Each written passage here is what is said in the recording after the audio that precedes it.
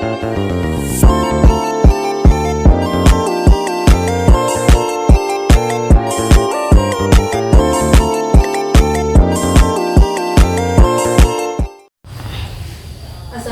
warahmatullahi wabarakatuh. Waalaikumsalam warahmatullahi wabarakatuh. Perkenalkan, kami dari Poltekkes Pangkal Pinang dari Prodi Kebidanan. Di sini kesempatan kali ini saya ingin mewawancarai Ibu selaku responden dengan topik prakoncepsi dan kehamilan. Baik Ibu, apakah Ibu berkenan sebagai responden dari wawancara kami? Insya Allah berkenan. Baik Ibu, kami dipersilakan untuk Ibu memperkenalkan diri. Ya, baik. Assalamualaikum warahmatullahi wabarakatuh. Waalaikumsalam warahmatullahi Jadi wabarakatuh. semua perkenalkan, nama Ibu Emi Rianti, biasa dipanggil Ibu Emi. Ibu sehari-harinya sebagai ASN di Kantor Kementerian Agama, wilayah kerja Kecamatan Gerunggang, sebagai penyuluh. Izin untuk mewawancara Ibu. Ya.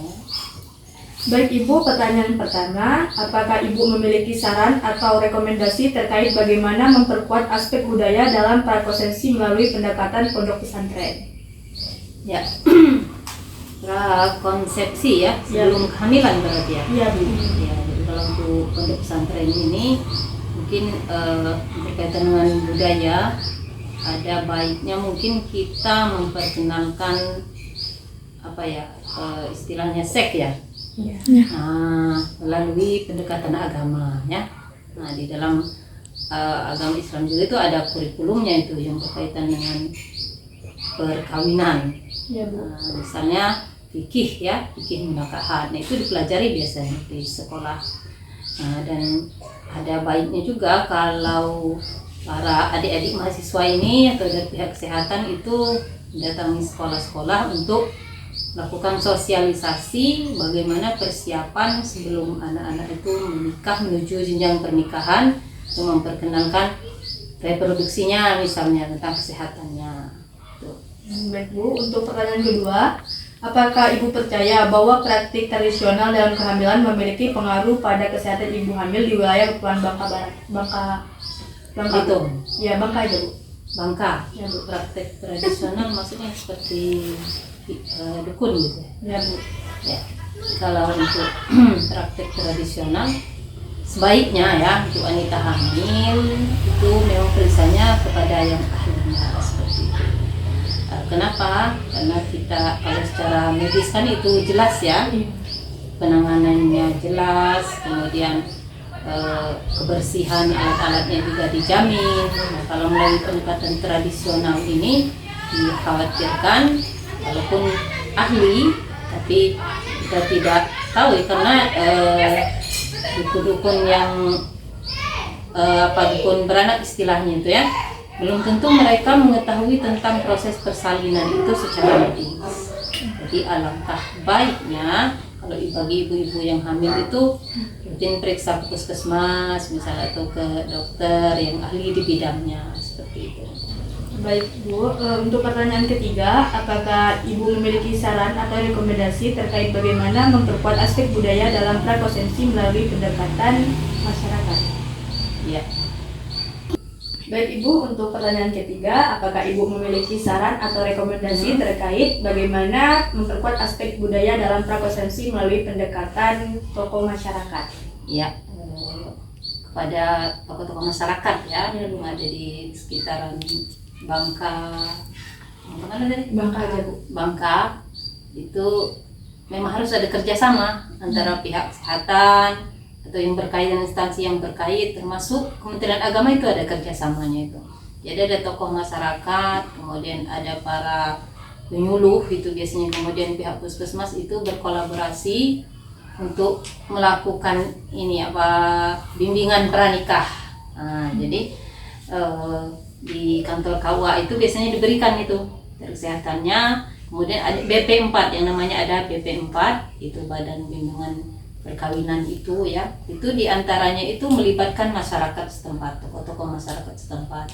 Jadi kalau ada yang mau menikah itu biasanya dibimbing dulu baik dari segi agamanya, persiapan dia secara psikologisnya, kemudian secara kesehatannya juga, reproduksinya itu seperti itu. Dan sebaiknya para tokoh masyarakat ataupun tokoh-tokoh agama itu juga giat untuk melakukan sosialisasi tinjau dari segi agamanya. Nah, sebaiknya seseorang itu siap secara psikisnya, kemudian secara keilmuannya untuk menikah seperti itu.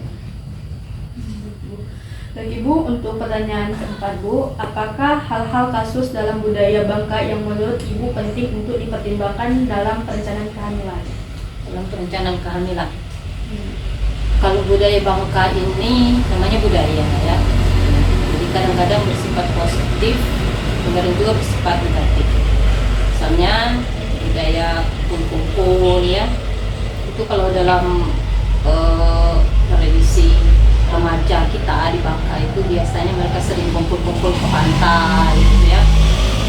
Nah itu dari segi negatifnya itu bisa menimbulkan pergaulan bebas. Nah tapi dari sisi positifnya ada juga positifnya, misalnya menambah kawan, menambah pergaulan dan lain sebagainya. Nah hal-hal seperti itu alangkah baiknya kalau misalnya yang positifnya itu lebih ditonjolkan. Nah budaya-budaya, mungkin ada budaya apa ya yang untuk Bangka ini yang... Baik Bu, untuk pertanyaan selanjutnya, apakah ada pantangan dan kebiasaan khusus yang harus dijalin oleh wanita hamil menurut adat setempat Ibu? Iya, kalau secara adat sih, cara adat yang dijalankan itu sepertinya tidak ada ya. Tapi ada kepercayaan khusus di masyarakat itu, bagi wanita hamil itu biar anaknya tidak diganggu. Bagaimana peran paguyuban dalam memberikan pemahaman tentang kehamilan anggotanya Bu? Paguyuban, peran paguyuban itu sangat penting ya. Kalau ada perkumpulan seperti itu, maka paguyuban itu sangat berperan. Mereka bisa memberikan sosialisasi terhadap anggota paguyuban tersebut, kemudian bisa masing-masing anggota juga itu bisa menyampaikan sosialisasinya melalui lisannya itu kepada orang lain. Jadi bisa mempengaruhi orang lain juga untuk mengetahui kapan seharusnya seseorang itu siap hamil, kemudian bagaimana cara dia untuk menjaga kehamilannya. Nah, namun paguyuban untuk pra perkawinan ini setahu Ibu itu belum ada, belum terbentuk. Tapi di puskesmas itu mereka biasanya khusus kelas ibu-ibu hamil itu ada tuh. Apakah itu yang maksud dengan paguyubannya? Kalau memang itu sudah ada dari dinas kesehatannya seperti itu. Baik Ibu, untuk pertanyaan terakhir, menurut Ibu apakah ada nilai-nilai budaya dalam kesenian tradisional di Bangka yang dapat mendukung kesehatan ibu hamil dan janin? Untuk seni ya? Iya Bu, seni tradisional. Seni tradisional ada pencak silat misalnya. Nah itu sangat mendukung. Ya, Bu. Ya mengenai apa namanya budaya seni ya, yang bisa mendukung untuk kehamilan itu misalnya budaya dambus. Dambus itu kan seni yang indah. Dengan seni itu kan sesuatu itu bisa menjadi indah. Nah, termasuk terhadap ibu hamil ini, kalau mereka menyaksikan seni dambus itu, maka hati itu bisa gembira.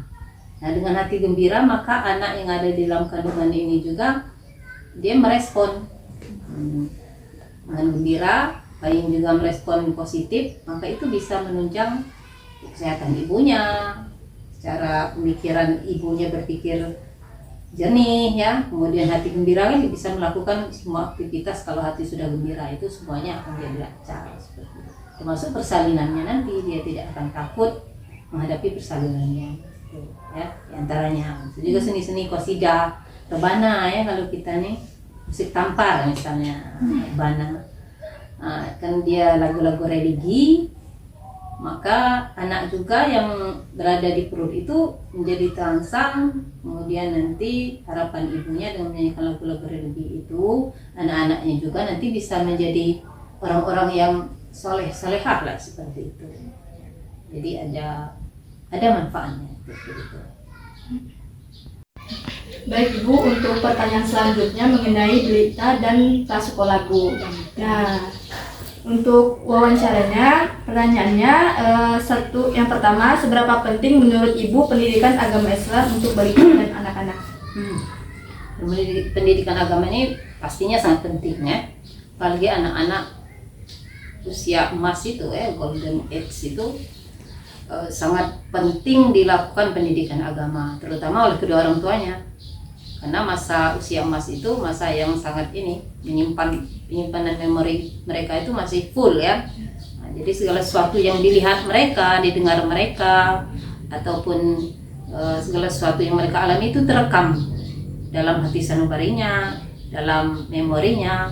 Maka kita sebagai orang tua harus menanamkan nilai-nilai agama, mulai dari cara kita berbicara, kemudian ibadah kita, itu harus kita praktekkan dalam kehidupan kita sehari-hari, sehingga anak itu mencontoh yang baik-baik apa yang kita lakukan dan yang lingkungan lakukan. Karena itu tadi rekaman mereka itu masih kuat. Beda dengan kita yang sudah tua ini kan, apalagi ibu kan ngomong sekarang semenit lagi lupa. Kalau anak-anak ini kita tanamkan hal-hal yang bersifat agama, hal-hal baik, terutama pendidikan agamanya, itu akan membekas di hati mereka, dan itu akan menjadi modal untuk mereka dewasa nanti.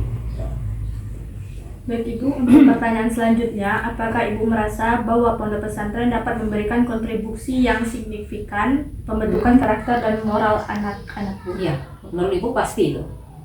Karena pesantren itu diajarkan yang paling utama itu adalah adab, akhlak.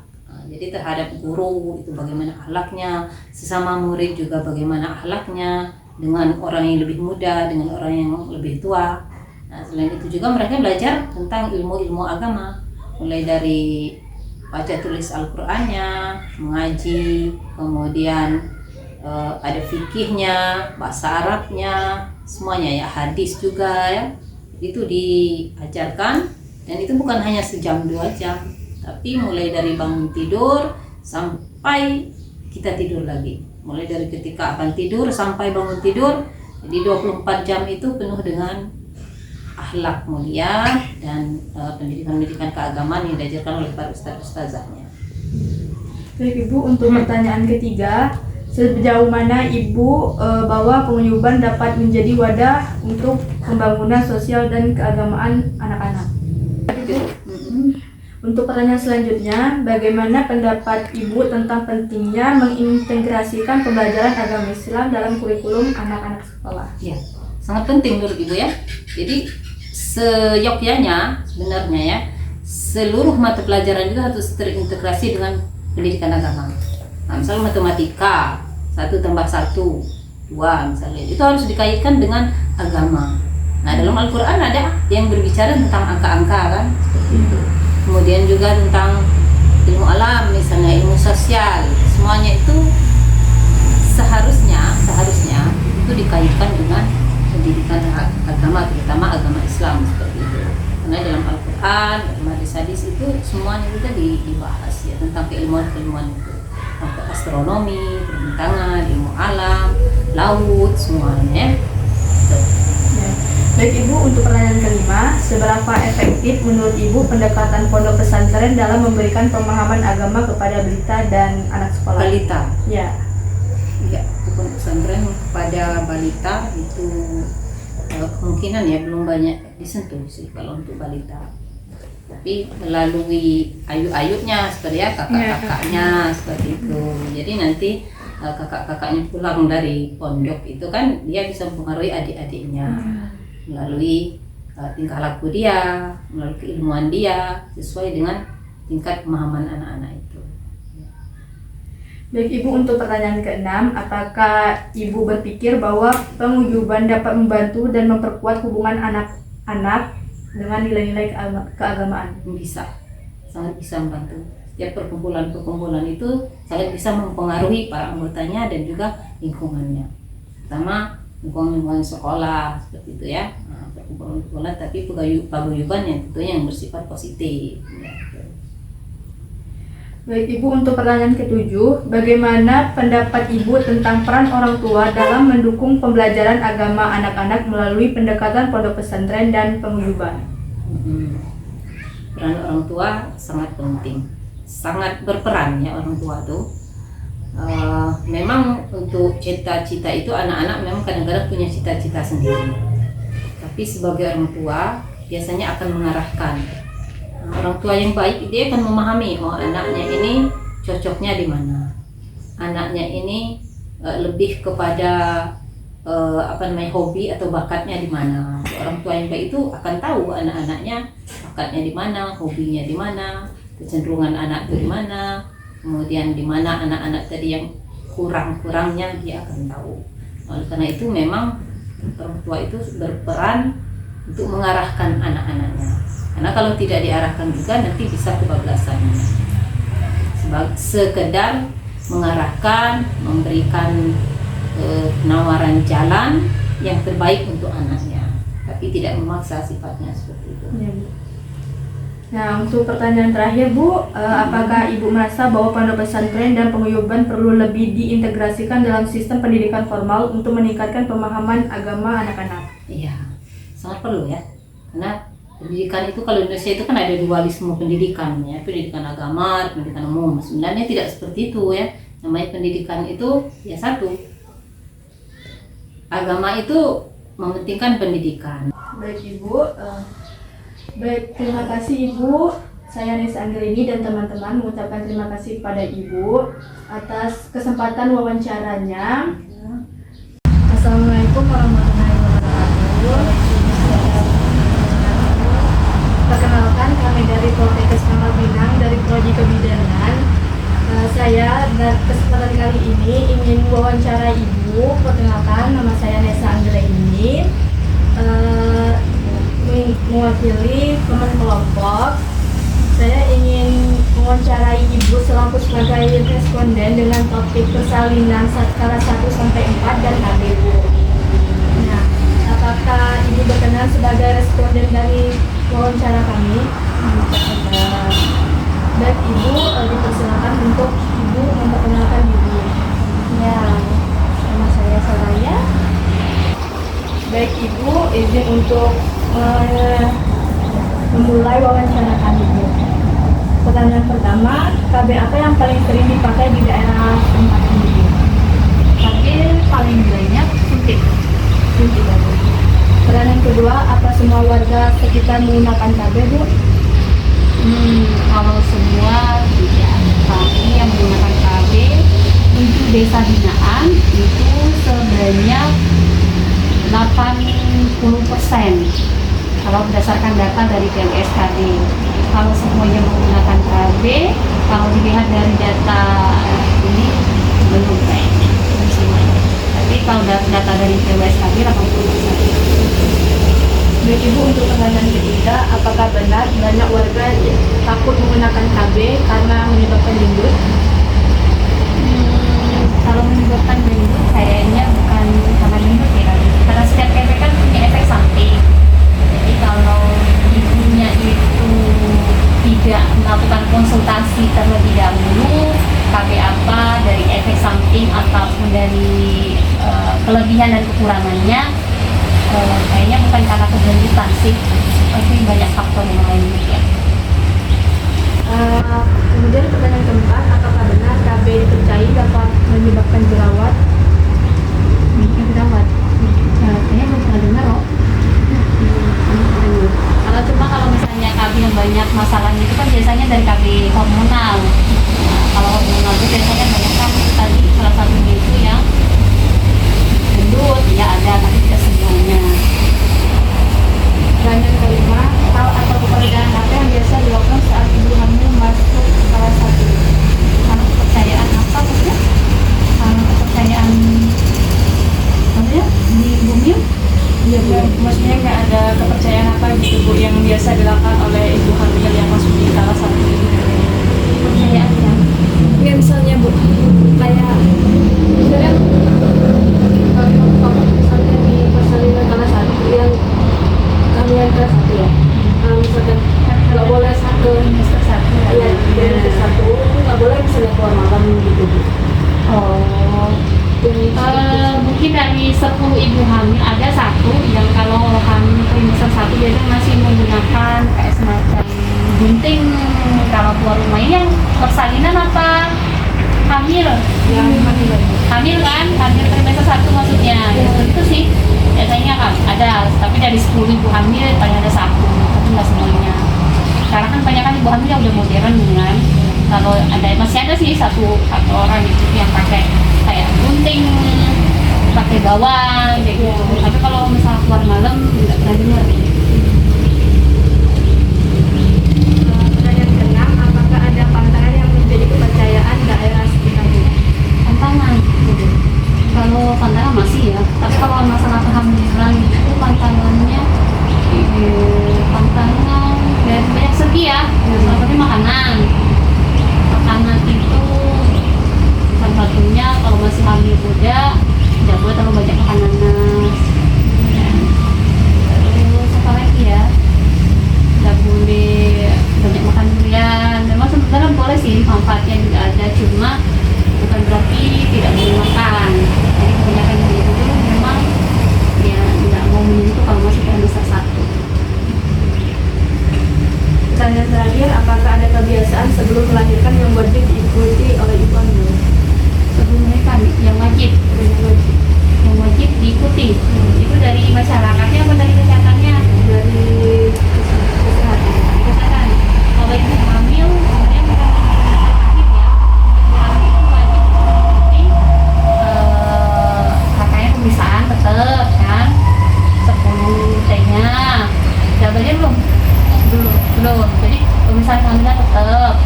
Terus rasi ibu hamil, apalagi trimester akhir. Terus kalau belum pernah bisa di trimester awal dan hasil akhir itu wajib untuk melakukan pemeriksaan darah, terutama triple-imunisasi kayak pemeriksaan HIV, sifilis, hepatitis. Jadi kalau yang trimester akhir itu biasanya wajib tes lagi, biasanya HB-nya, terus proteinurinnya kalau memang ada mengarah ke arah misalnya hatinya bengkak atau tekanan darahnya tinggi. Terus ini kalau ini, terus pemeriksaan kehamilannya juga harus lebih rutin biasanya kalau udah trimester akhir. Biasanya paling 1 bulan itu misalnya 1 minggu sekali ataupun minimal 2 minggu sekali datang. Biasanya 1 minggu sekali harus wajib periksa kalau trimester akhir. Lagi ya, sebelum 40 hari mulai keluar. Padahal kan anak-anak boleh diimunisasi kan, anaknya harus diimunisasi. Kalau dari sini memang kalau belum 40 hari nggak boleh keluar. Makannya pun mereka harus tetap dijaga, bukan harus makan sembarangan. Makanya kalau mereka cuma mau sayur, tahu, nggak boleh makan ikan, tahu, gatel. Itu masih tradisi.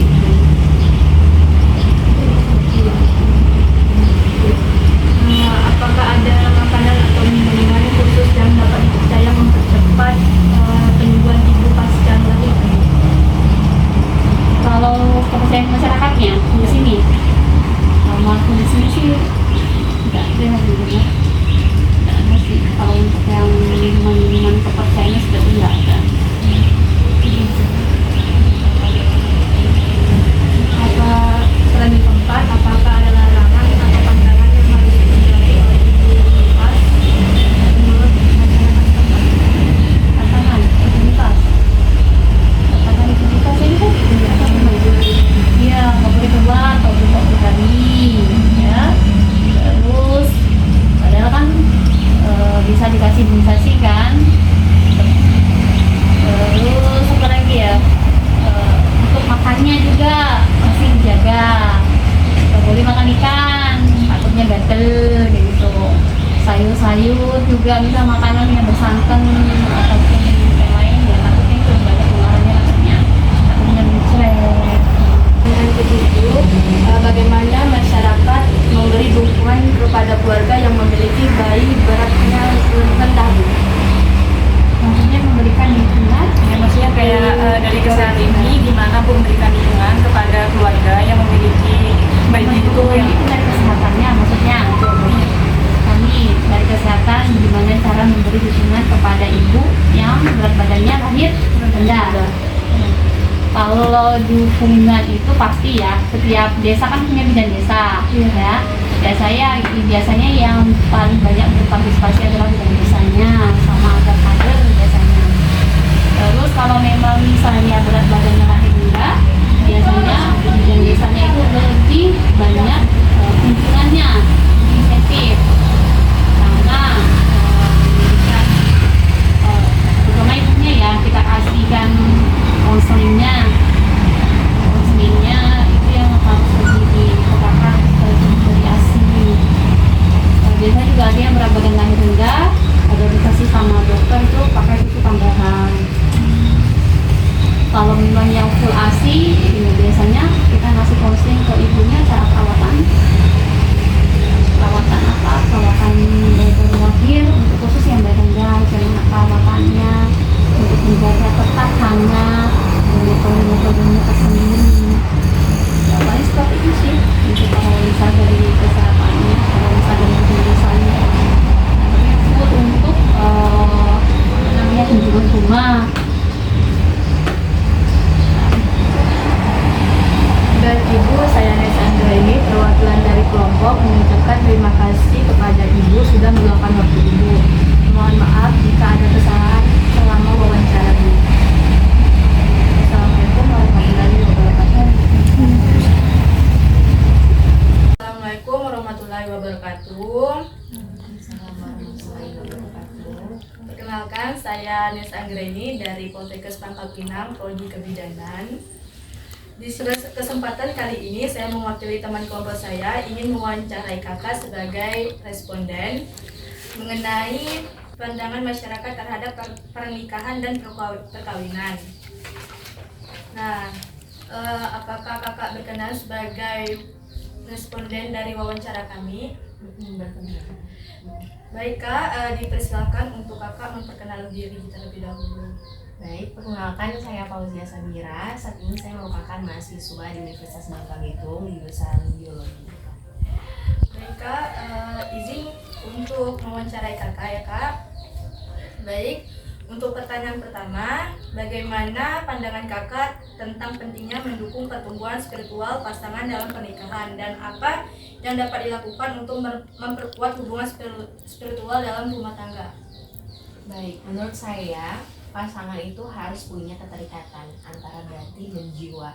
Artinya pentingnya juga hubungan spiritual tidak hanya mengandalkan tentang bagaimana keterikatan batin tersebut, tapi bagaimana interaksi kita terhadap Yang Maha Kuasa tentunya.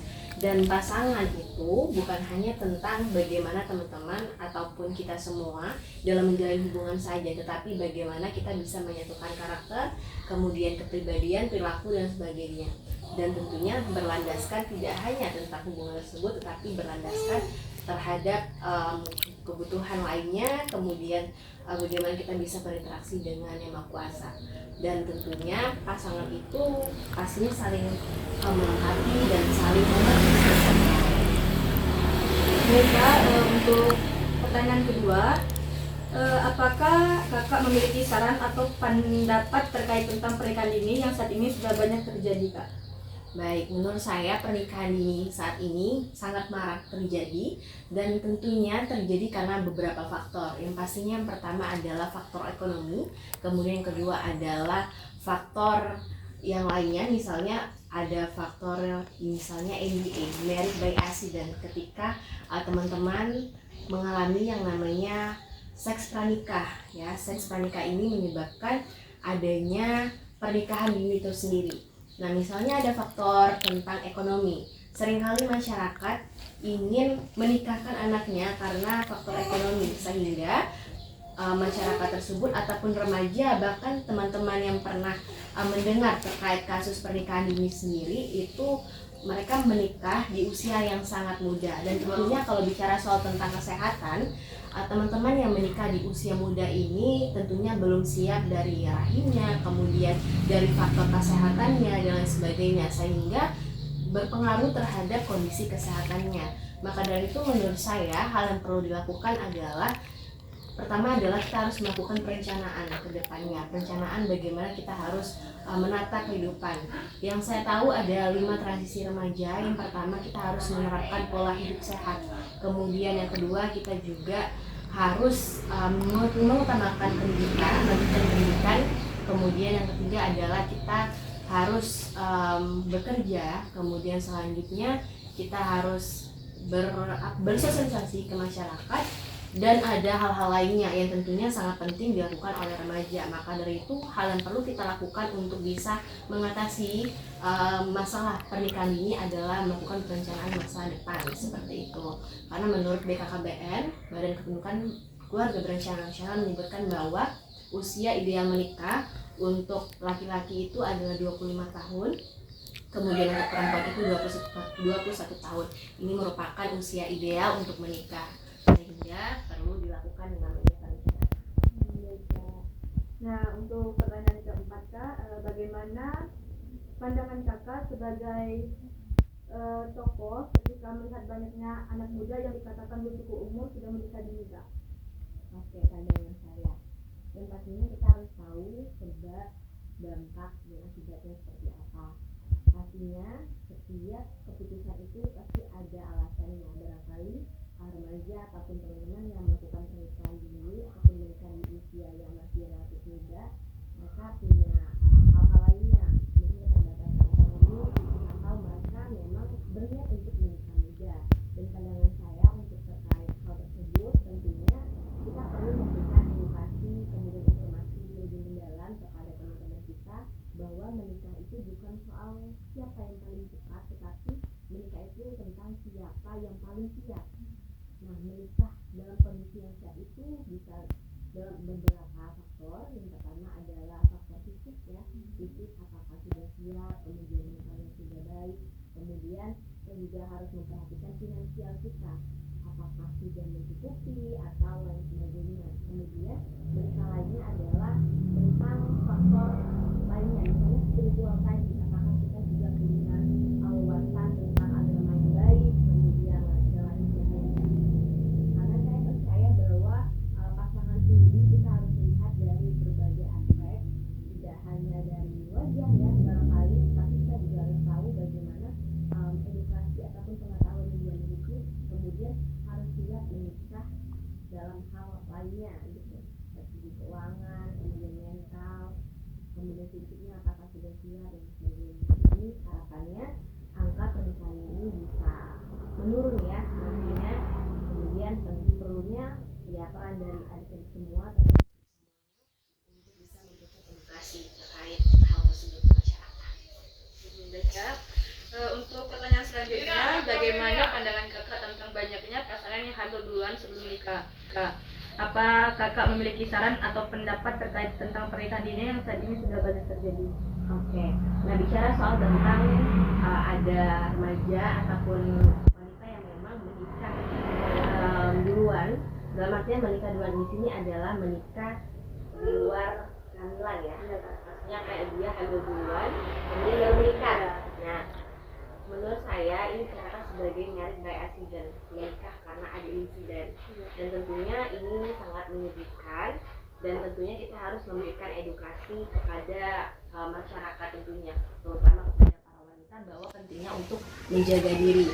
Kemudian di sini juga kita harus mengetahui bahwa istilah seks pranikah itu sangat berbahaya ya. Kalau dilihat dari kondisi kesehatannya itu bisa berpotensi untuk mengganggu kesehatan kita. Salah satunya adalah bisa menyebabkan penyakit-penyakit lain, misalnya HIV/AIDS gitu, kemudian penyakit lainnya, kemudian bisa mengakibatkan yang namanya preeklamsia, pendarahan yang memang luar biasa seperti itu. Sehingga hal yang perlu kita lakukan adalah memberikan edukasi bahwa kita jangan sampai melakukan yang namanya seks pranikah seperti itu. Kemudian kita juga harus memberikan edukasi kepada masyarakat, terutama yang namanya sex education. Nah, sex education ini penting sekali untuk dilakukan karena seringkali masyarakat menganggap hal ini hal yang tabu, sehingga kita juga harus memberikan informasi bahwa dengan mempelajari yang namanya sex education, maka masyarakat akan lebih bijak dalam istilahnya melihat terkait pernikahan sendiri, sehingga tidak melakukan yang namanya menikah di luar pernikahan, maksudnya tidak hamil di luar nikah seperti itu. Nah, baik Kak, pertanyaan selanjutnya, bagaimana pandangan Kakak ketika melihat banyaknya anak muda yang dikatakan belum cukup umur sebelum menikah dini? Oke, nah tadi saya sudah bicara soal tentang usia ideal menikah ya menurut BKKBN, yaitu 21 tahun untuk perempuan, 25 tahun untuk laki-laki. Ini dikatakan ideal karena beberapa hal. Yang pertama dinilai dari kesiapan fisik, kemudian yang kedua adalah kesiapan mental dan faktor-faktor lainnya. Sehingga pandangan saya tentang remaja ataupun masyarakat yang menikah di bawah umur ini tentunya ya sangat perlu kita lihat lagi gitu, perlu kita bimbing bahwa menikah itu kembali lagi bukan hanya tentang faktor usia tapi tentang kesiapan lainnya, sehingga disarankan untuk menikah di usia yang ideal karena dinilai punya mental yang sudah cukup baik, kemudian dari fisiknya sudah siap dan lain sebagainya. Makanya hal yang perlu kita lakukan adalah memberikan informasi lanjutan kepada masyarakat. Baik, Kak. Untuk pertanyaan terakhir Kak, bagaimana pandangan Kakak tentang banyaknya pasangan yang hamil duluan sebelum menikah? Oke. Berarti pasangan yang hamil duluan ya, artian seperti itu. Ini berkaitan dengan yang namanya seks pranikah. Seks pranikah artinya kita melakukan seks tapi di luar pernikahan, sehingga menyebabkan kehamilan yang tidak diinginkan atau istilahnya KTD. Nah, kalau kita lihat dari aspek lainnya, mulai dari hamil itu sendiri, jangan sampai kita menikah terlalu tua, terlalu muda, terlalu banyak, atau terlalu sering seperti itu. Sehingga hal yang perlu kita lakukan adalah kita harus belajar yang namanya sex education tadi. Kemudian yang kedua adalah kita harus bijak dalam memilih pasangan. Jadi jangan sampai kita melakukan hal-hal yang di luar kendali kita, di luar norma-norma agama dan lain sebagainya. Sehingga hal yang perlu dilakukan adalah perlu membentengi diri, kemudian selanjutnya adalah memberikan pengertian satu sama lain bahwa jangan sampai melakukan yang namanya seks pranikah karena bisa menyebabkan berbagai hal lainnya yang tadi saya sebutkan, ketidaksiapan diri, kemudian bisa rentan terjadinya perceraian, kemudian tadi resiko kesehatan ya, preeklamsia, kemudian dan lain sebagainya. Bahkan tingkat perceraian di Bangka Belitung pun lumayan tinggi ya, karena memang pasangan tersebut belum siap untuk menikah. Sehingga yang saya sebutkan tadi, menikah bukan soal tentang siapa yang paling cepat, tetapi siapa yang paling siap.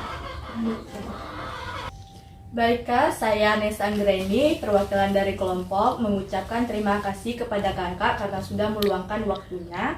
Mohon maaf jika ada kesalahan selama wawancara. Wassalamualaikum warahmatullahi wabarakatuh. Waalaikumsalam warahmatullahi wabarakatuh.